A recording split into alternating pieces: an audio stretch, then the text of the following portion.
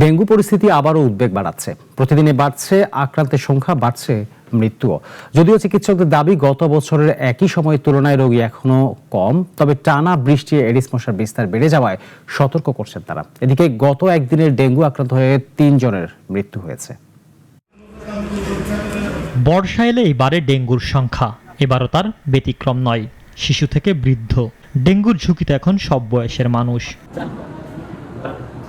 জ্বর, শরীর ব্যথা, দুর্বলতা, একের পর এক এমন উপসর্গ নিয়ে হাসপাতালে ভর্তি হচ্ছেন ডেঙ্গু আক্রান্তরা। প্রতিদিনই বাড়ছে রোগীর সংখ্যা। গিরা ব্যথা, হাত ব্যথা, শরীর ব্যথা, পেট ব্যথা, মাথা ব্যথা। হঠাৎ করে পা ফুলে গেছিল, আমি দাঁড়াইতে পারতাম না। আমার ছেলের আমার এখানে নিয়ে আসলো। 24 ঘন্টা ধরে কালকেও 2টার দিকে ভর্তি ছিল। হাসপাতালের ডেঙ্গু ওয়ার্ডগুলোতে দেখা যাচ্ছে বাড়তি চাপ। অনেকের অবস্থা উন্নতি হলেও কেউ কেউ এখনো চিকিৎসাধীন। রোগের ভয় আর অনিশ্চয়তায় উদ্বিগ্ন রোগী ও স্বজনরা।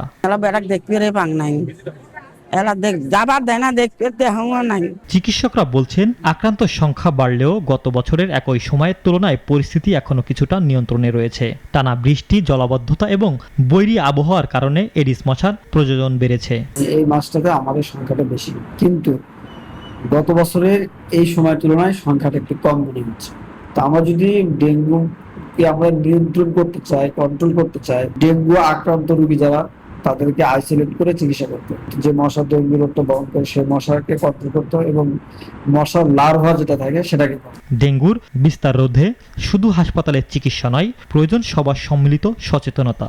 নিজের বাড়ি ও আশপাশ পরিষ্কার রাখা এবং এডিস মশার প্রজনন স্থল ধ্বংস করতে পারলেই কমানো সম্ভব ডেঙ্গু সংক্রমণ ও মৃত্যুর ঝুঁকি। এদিকে গত 24 ঘন্টায় সারা দেশে ডেঙ্গু আক্রান্ত হয়ে 3 জনের মৃত্যু হয়েছে। একই সময়ে ডেঙ্গু আক্রান্ত হয়ে হাসপাতালে ভর্তি হয়েছেন 372 জন। ইমরান শেখ, নাগরিক, ঢাকা।